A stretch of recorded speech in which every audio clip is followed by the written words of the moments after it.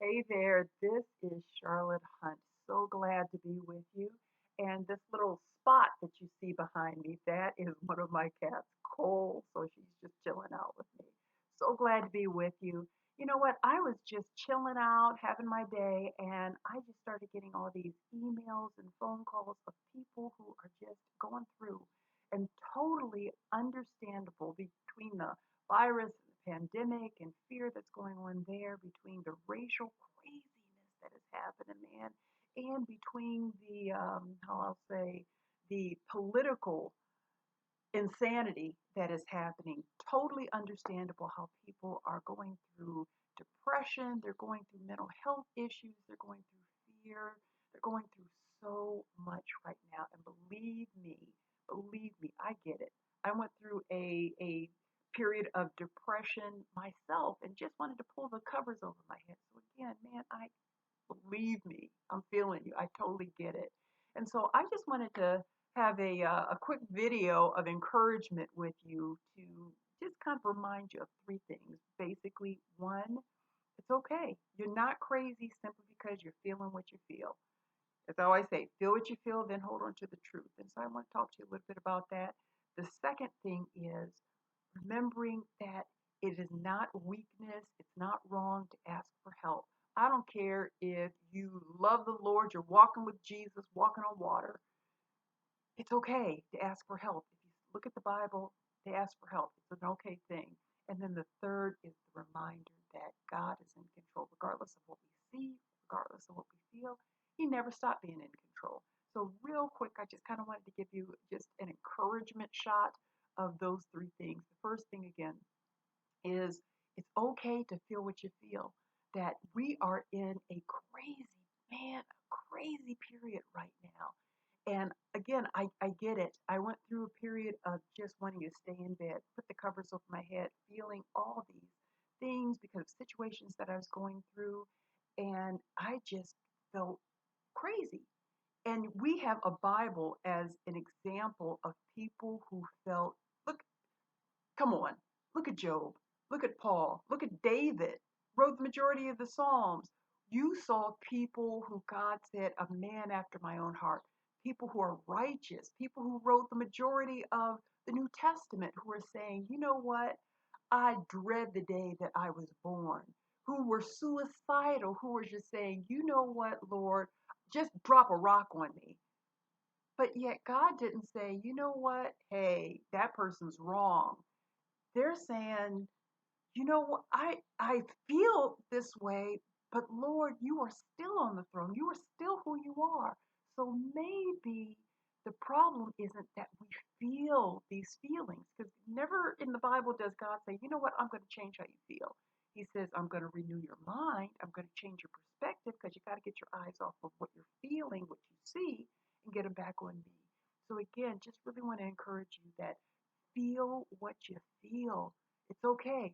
But after you feel it, after you have your pity party, after you go, why me? I'm scared. I just, after you do that, then shake that off. Then go back to the word, go back to the truth and go, but this is who God is. When you see the Psalms, David is just throwing a temper tantrum. He's having a hissy fit. Then he says, but God, this is who you are. This is what the truth is. So I encourage you to do that. The second part is it is okay to struggle. It's okay to have these feelings. But then that second part, reaching out for truth. And one of my best friends is, or probably my best friend, is also, I have the privilege of also having a best friend who is a counselor, one of the best I know. And so, just in the midst of feeling all that, just to call her up and go, hey, let me tell you all these things that I'm feeling, all these beliefs that I have, all these filters that are going through my mind, and then say back to me what's going on. And she's objectively able to say, okay, this is what I'm hearing, and then this is what's happening. And so, again, I have the privilege of that. But I encourage you to do the same and to realize that right now, in the midst of all these things that are happening, we have people who are bipolar, we have people who have mental illness, we have people that are going through depression. And baby, none of that is to be ashamed of. None of that is to feel, well, hey, I'm weak.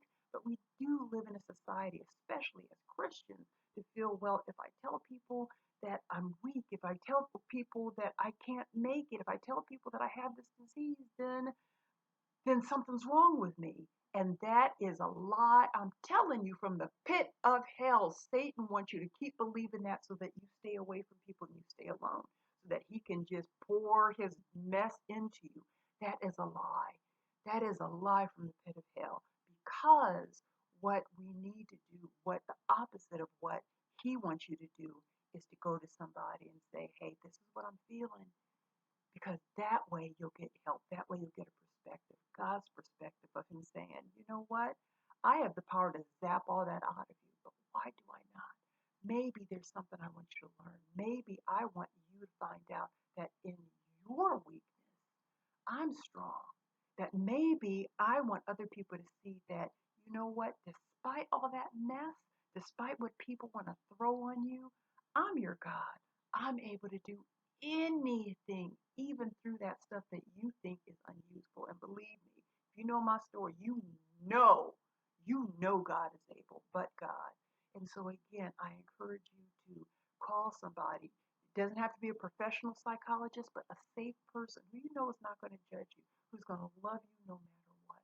I encourage you to do that because, again, Satan wants you to feel that you're shamed, that there's a problem with you, and there is not. The problem is staying alone, not saying anything. And then the last thing is we're seeing all this madness and we're thinking, God, don't you know what's going on? Don't you know that I'm feeling this? Don't you know I'm lonely? Don't you know all this? And yeah, he does. As a matter of fact, again, he can snap everything to look differently. But the question is, in Job's life, in David's life, in all that's going on, all that's happening, pandemic, craziness, why doesn't God just go, whoop, poof, it's changed? Maybe there is something in your life, in my life, in all the things that we deem that are negative that God is allowing for a purpose. Not for him to go, hey, I just love you to go through mess. I love you to be hurt. That's not the type of God we serve.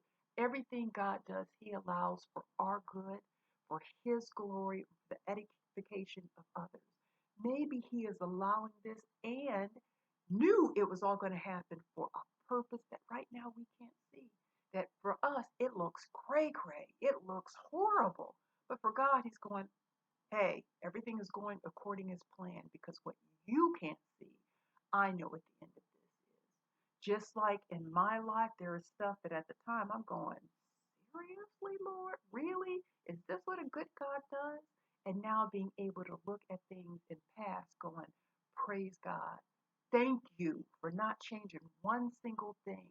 And had I to do my life over again, wouldn't change not one single thing, knowing what he has done has been a blessing in my life. So I pray that over you. I encourage you, hold on, change your perspective to his. That is, I believe, in the midst of all this crazy, is as long as we're looking at our feelings in this situation, we're going to ask why and it's crazy, and we're going to go by what we feel. That's what so many people are doing, getting mad, and you're not a Democrat, you're not a Republican, you're not for this president, you're not. What does that have to do with a penny? That hasn't. So what? So what? Who's in control? God is in control. And regardless of who gets elected, regardless of whose rights are whose, what is what does that have to do with anything? God is in control, always was. So be encouraged, my friend. Be encouraged. God is in control. He is in control of your life. He is in control of your purpose. And what you and I do in the midst of this craziness is going to determine what he is doing in your life for his glory, for your good, and for the edification of others. Baby, you can do this. I promise you. It's tight, but it's right. And you can do this.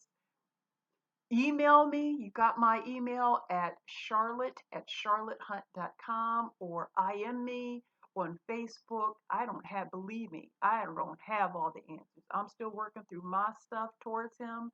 But if I can be of encouragement to you, if I can pray for you, anything, I'm available for his glory.